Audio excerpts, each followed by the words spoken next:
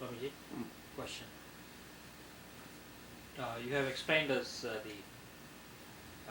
the unified force, life force, and basically a man is trying to go from this state wherever he is. The goal is towards the static state. Now, what is the reason to begin with he came from the static state? That is, static state itself is having inherent force, that is force and consciousness, two functions, two characters. If there is a phenomenon, there should be a character also. So, character of God is force and consciousness.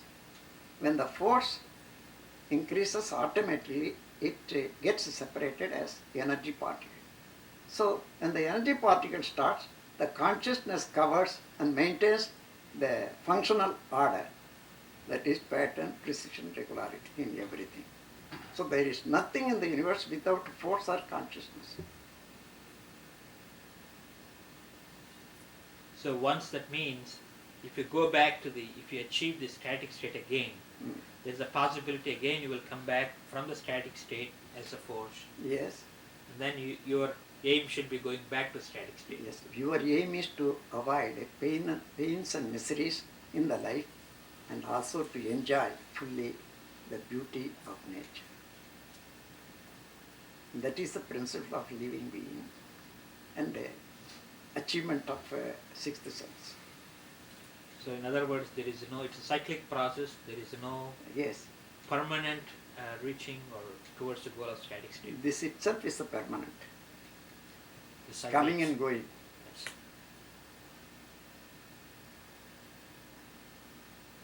In this scripture, it has been illustrated like this: the river going toward ocean for merchants, and merchants or salvation, whatever you call.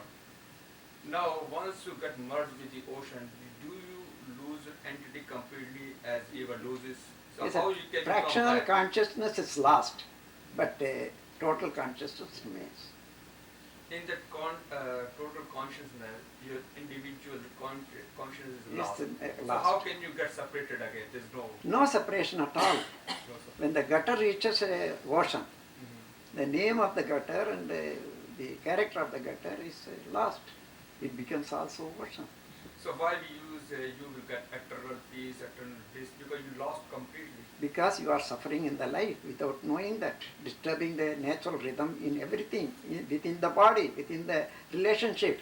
So you will not do such wrongs. For that you have to understand the harmony, how to make the harmony.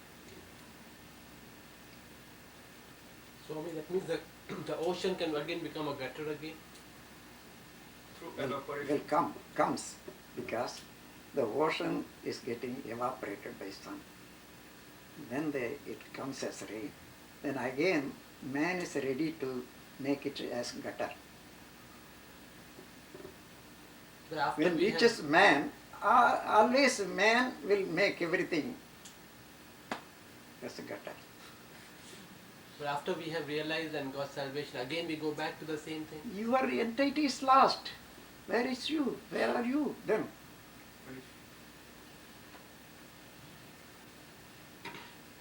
Then you have to come back as a small fraction. The separateness or conditioning has gone. When the pains and miseries have gone, what remains? Eternal peace. No, that experience of eternal peace itself is lost too. There's That is not lost. Eternal peace is not an experience physically. It is not, you become one with the Almighty. There is no friction. There is no feeling, that's all. no feeling. No Feeling comes only by friction between two. Static state is standing, dynamic force clashing. This is the friction. So static state only understanding. So it is called consciousness. See, you pointed out static state is attraction. God, God. attraction, And, Brahman, we are repulsive, right? repulsive as well as static. Repulsive, within the repulsive static state remains. Could you please explain it further what repulsive? as ocean and wave. The wave also is ocean, but it is moving. Millions of waves are coming from the ocean, moving on the ocean, ending in the ocean. Ocean remains still. Swami, is there no way we can always have static state? Why you want it? You inquire yourself. Already the static state is static. You want to end your, that is mayakam, maya or illusions, pains, miseries. If you think a static state is ecstasy, you can enjoy the same ecstasy if you understand how to live in the world. When you are harmoniously dealing with your own wife or children, it's not ecstasy when you understand fully. Wherever without understanding you disturb the natural rhythm, that is you are spoiling without understanding emotional moods. This can be avoided if you are aware of everything, aware of consciousness, aware of static state. Swamiji, could you please just explain further the three impurities? Impurities are three: Anava, Kanma, Maya. Anava is whenever man forgets that he is fraction and the totalist is God. He is a fraction of God. There he thinks he is separate. So by his own body and health or possession of money and all that, he thinks, I am great or I am small. The inferiority superiority complex automatically starts when he separates himself from the core. So Anava starts. Anava. That is called Anava. Anava is ego in English. Tanmonepu in Tamil. So Tanmonepu, Anava, ego, all are the same. So Anava has two psychic moods, psychic lines. They are I and mind. I goes with the power mongering mood. Mind goes property holding. So what is I? Mind. Holding of the property more and more, more and more, more and more. Why? When you are having 5 houses, why you are thinking of the purchasing 6th house? Did you think? Why? Because your knowledge is great. It is universal. But you are limiting that knowledge only with the material. So, when the knowledge increases more and more, what you know, what you put in, there itself it increases. I want more, I want more, I want more. This is the reason why you are getting greed. So, in this way, when the knowledge is restricted by eye and mind, it produces. Eye and mind you take as a peculiar couple. That is, they are producing 6 unwanted children: greed, anger, miserliness, immoral sexual passion, vanity and vengeance. These are the 6 temperamental moods. When anyone commits any deed under this temperamental moods, never that will be good for himself as well as for others, for the mind as well as for the body, for the present and for the future. Therefore, this becomes imprints of sin. Whatever he thought or did, all are imprinted. So these all are sinful imprints. From Anava, imprints of sins comes, that is called Anava karma. Here, karma means only bad karmas are taken as karma. Every good karma also is a karma, but according to that you are getting good benefits. So here it is taken only for bad karmas. Then, when you are conditioned with Anava and karma, never your mind will be free to think of God or right thing and steadily and clearly. Your mind is always illusion. This is called Maya. Anava, Karma, Maya, all are one. These three are the contamination or impurities in man. When these three are annihilated, he is God himself. That is the thing. When you remove all this impurity, You are the God, nothing other than God. Everything is God, but this is a plus God. You are plus God, plus impurities, three impurities. So when we reach super consciousness state, Automatically, you are that. When the imprints of sins are not activated, are not working, when you are aware of doing only good things, not allowing bad imprints to act in you, there you reach the point of purity. in the state when we feel attached to God or super consciousness, can we have this what is called omnipresence, omnipotence also too? Our consciousness can be expanded. Of course, you will not think otherwise. You will think you are the total consciousness in that state, and energy in the functional consciousness, and mind within the body. So these three stages you will understand, and you will work accordingly without affecting the purpose of the life. Swami, does that mean we should not have any ambition? No, you have the ambition, but that should not be spoiling your happiness or purpose of life. Or others' happiness or the purpose of others. Not at the cost of faith. Ambition is the nature of consciousness. That is to reach its goal. That is ambition. In what way you divert, accordingly you are getting. And the fraction demands, totality supplies. Whatever you demand, it will come into being. But what will be the consequential result? You have to reap it.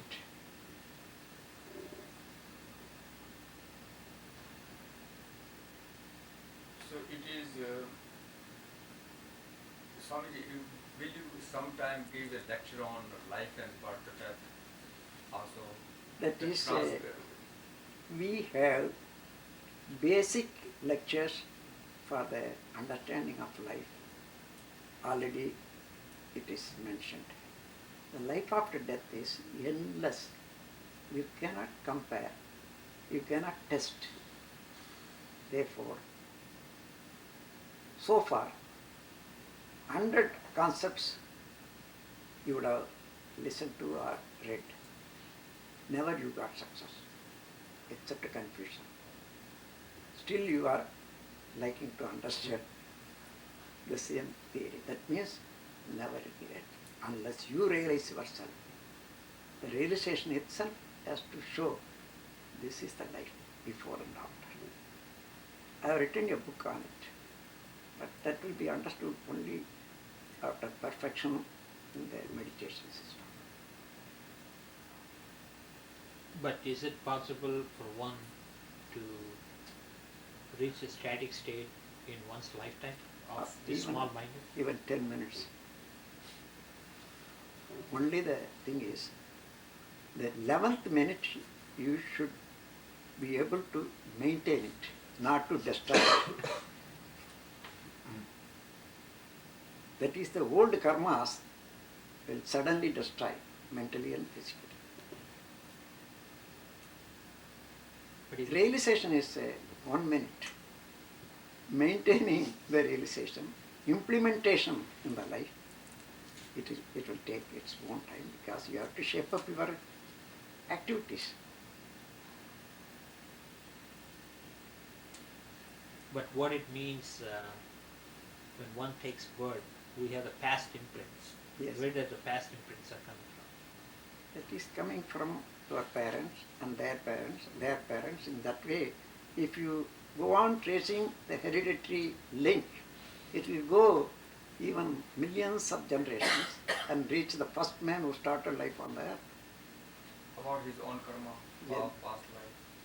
That is nobody is out of hereditary karma.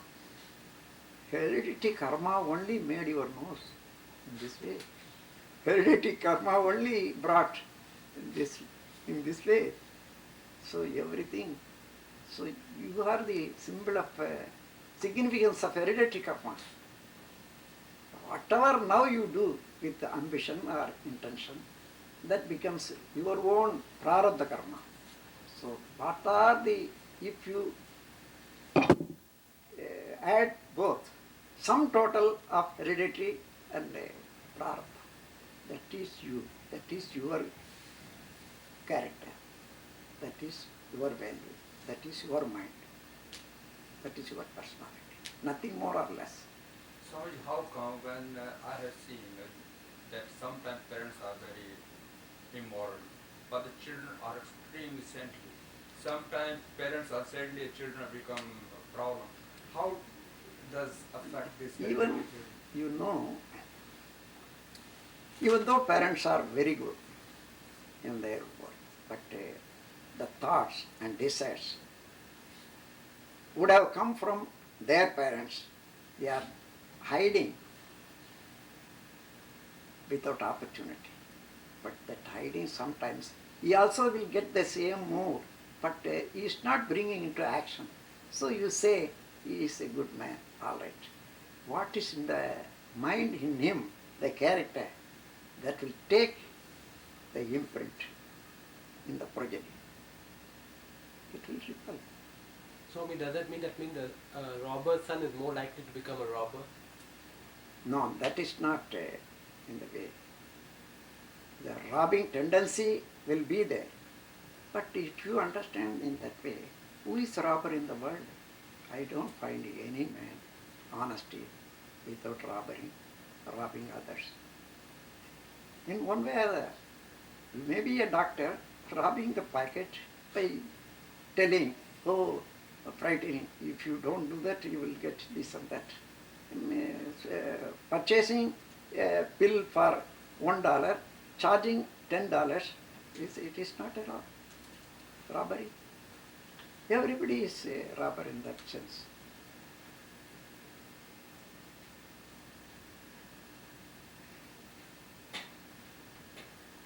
What happens one's own life if they are not able to reach the static state in that lifespan?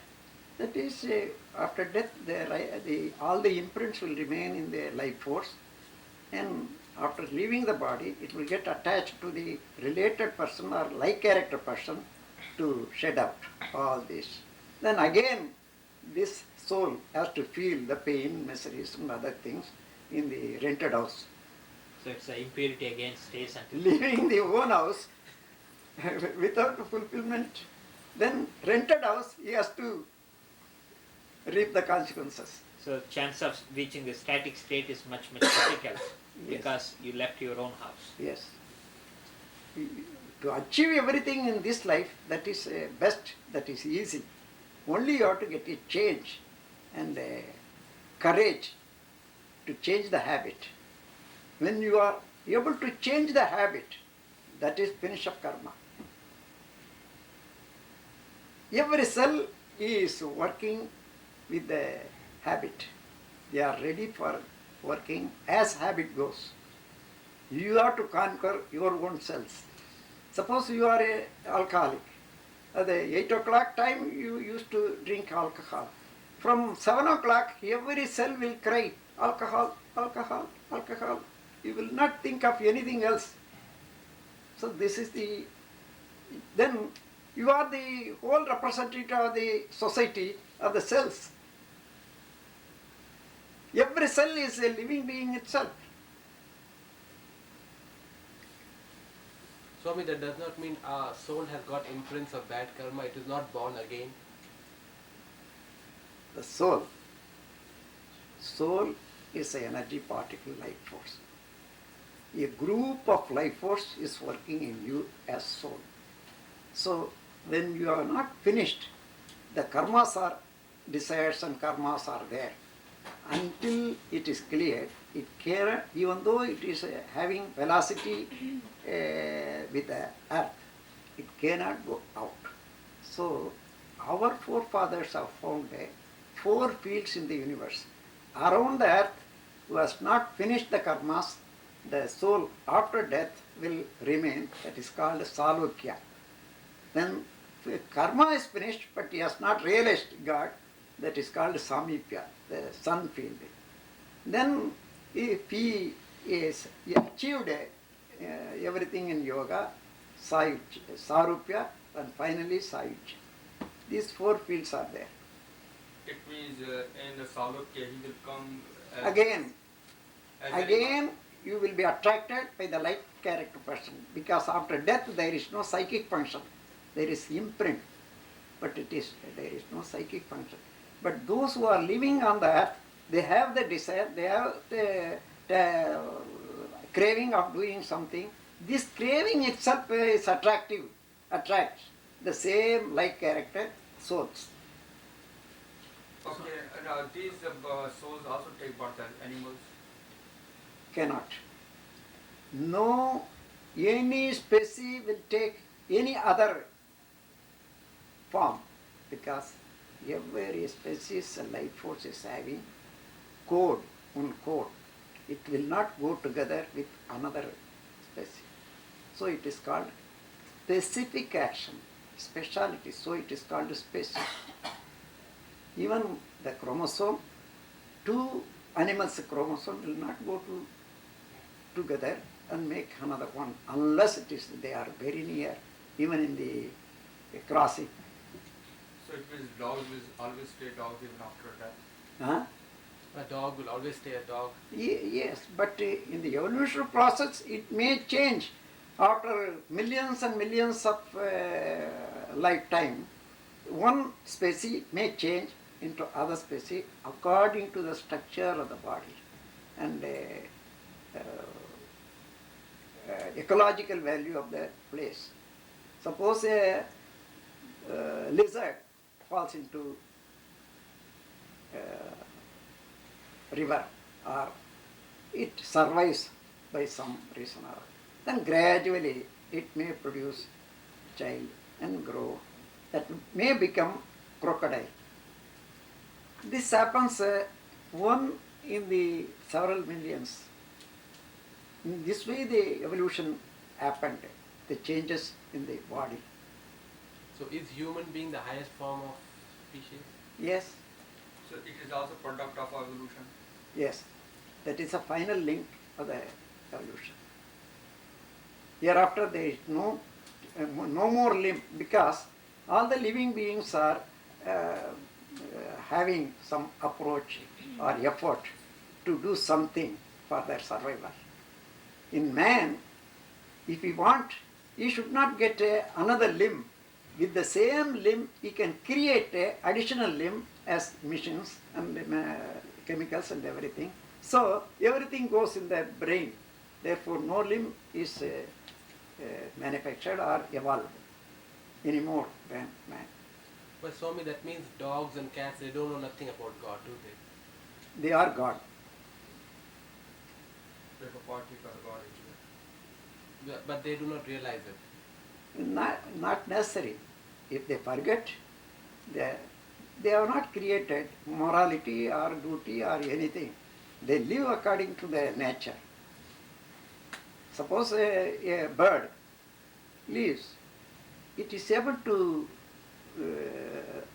do some nest without a teaching. So the superconscious mind is directly working in everything. But they are not capable of immoral acts like human beings are. There is no such thing in there. There is no fault, or there is no restrictions. They are crossing and suffering out of the restriction. Nothing. Sometimes it is said that Manushya Yoni is Karam Yoni and Pashu Yoni is a Bhog Yoni. Is it correct?